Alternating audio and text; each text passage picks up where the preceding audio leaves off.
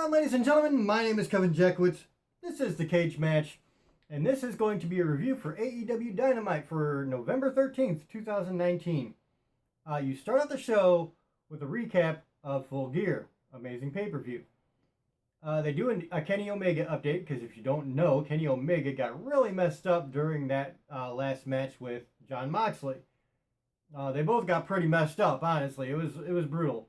So they had some clips of him talking to the trainers backstage, the trainer saying that, you know what, we can't release you medically to compete next week.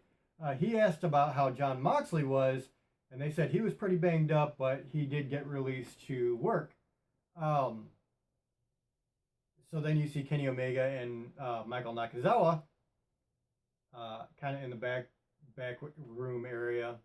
And so you flash forward after the commercial, and you got Nakazawa in the ring taking on Jon Moxley.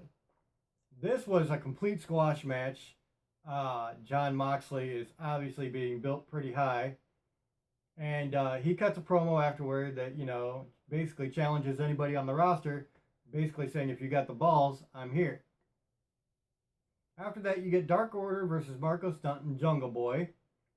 It was pretty cool, man. I liked the match. It was really good. But the big story here comes after the match. So Dark Order wins. No problem there. And then Dark Order cut a promo where they're asking Marco Stunt if he wants to join this little group of ragtag guys in the suits. I forget what they're called. But so Jungle Boy kind of steps in and says that's not happening. The Dark Order, including all their little goons, start beating up Marco Stunt and Jungle Boy, to which Luchasaurus comes out. Now, if you don't know about Luchasaurus, this guy, he's big, he's built, he is agile as all hell. He is incredibly talented. And he's got this gimmick that he created with this like dinosaur mask, and he comes out and calls himself Luchasaurus.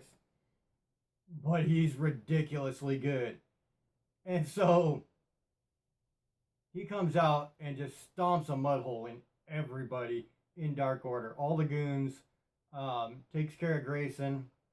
So really, really good spot, man. Really good spot. And then I forget what they call themselves, Jurassic Express, I think. They all like hug it out in the middle of the ring. Really good though. Really, really good. Excited to see him back. He was out on an injury and he came back early, so that's cool. Shawn Spears comes out with Tully Blanchard next. And this is supposed to be a triple threat with Peter Avalon, with Leva Bates, and Darby Allin. A few minutes into the match, Joey Janela comes out, and they just go absolutely berserk on Shawn Spears, Joey Janela on each other. They're just all over the place. They take off, so now it's basically Peter Avalon versus Darby Allin. At this point, you knew Allin was going to win. They've been building him up. So Darby Allin does indeed win, and then he cuts a promo where he says, Jon Moxley, I accept. So, Moxley issued the challenge at the beginning of the show. Allen's already accepted, so that's a match for next week. Very cool. Can't wait for that one.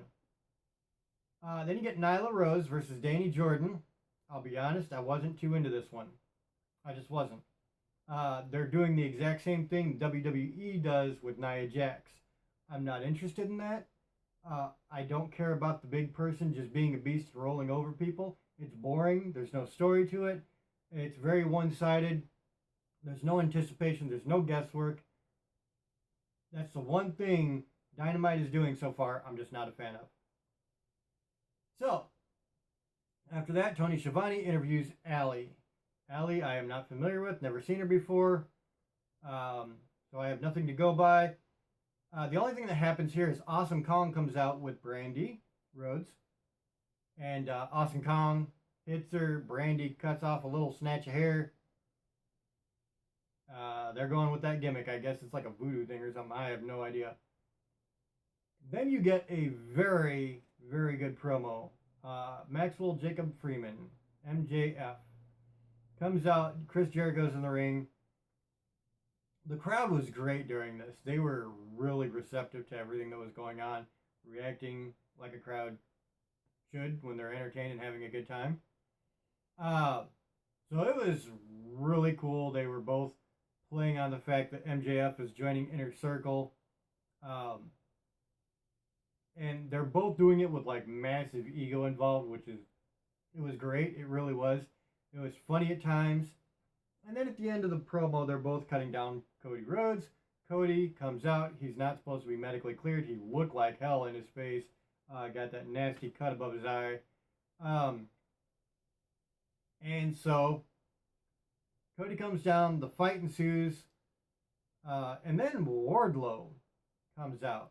This is a guy who's been promoted for a few weeks with promo packages. Haven't seen him before, so it looks like he's going to be part of the Inner Circle. Now, here's the only problem with that. You've kind of eliminated Cody as a realistic challenger for the belt. You have the Young Bucks getting decimated. There's really, the Elite really is not the Elite right now.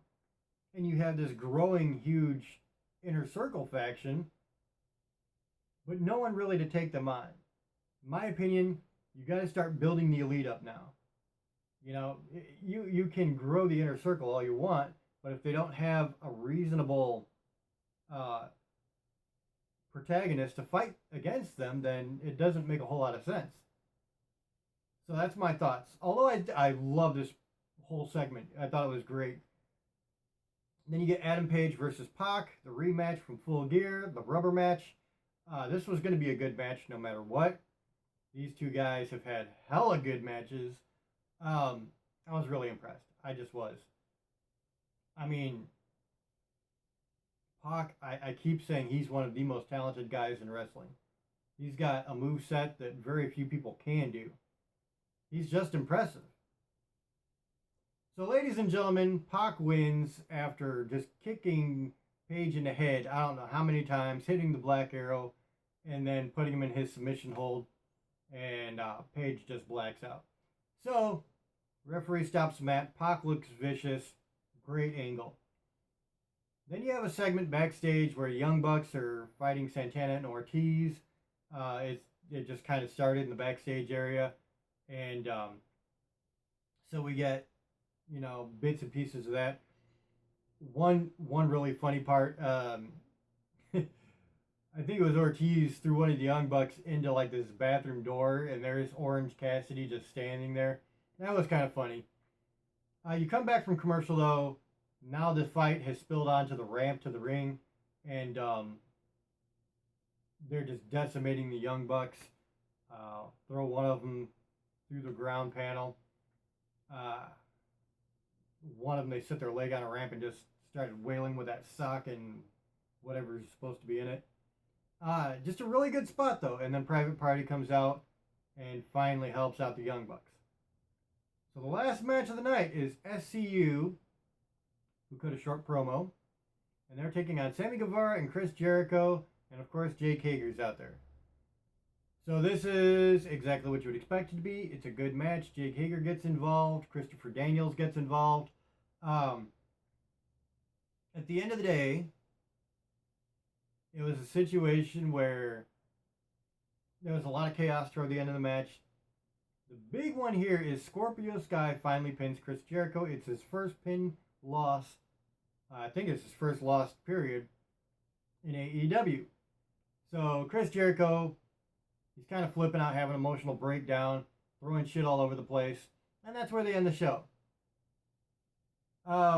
Scorpio Sky is incredibly talented. I really like him. Certainly no harm can be done with having him pin Chris Jericho. Given that this was a tag team match, I would have liked to have seen somebody, you know, in a singles competition be the first person to pin Chris Jericho. But honestly, it's nitpicking. It was entertaining as hell. I thought everything, the way they did it, was great. And Chris Jericho, he plays everything out very, very, very well. He's just so damn good at what he does. So, after watching Raw, which was 3 hours of my life I'll never get back, it was nice to come back and see some good wrestling. To see characters I really enjoy seeing, especially Luchasaurus coming back. Very, very cool. The MJF Chris Jericho promo was amazing. So there was a lot to like about it. Honestly, the only thing that I really didn't like about it, as I said, was Nyla Rose versus Danny Jordan. I'm not into that character style. I'm not into that gimmick. And that's just personally me. Some people like it, and I get it, and I'm not into it. But it was a very good show with a lot of really cool lead-ups. And I love the fact that they're worried about closing storylines and starting new storylines. I love that they're doing that. Just like Jon Moxley making the challenge and Darby Allin cutting the promo saying, you know what, all right, fine, I'll take you up on it. At least you have something leading into something else. And I really like that they're doing that. So overall, I'm going to give this an 8.5 out of 10. I really liked it. Had a damn good time with it. Kind of marked out a couple of times, I'm not going to lie. And it's cool, man, because I love doing that. I love seeing stuff that just makes me smile. And this just made me smile. So, 8.5 out of 10. Let me know what you guys think in the comments below. If you enjoyed this, hit the like button, subscribe, and share. My name is Kevin Jackowitz, Kaged Nation, out.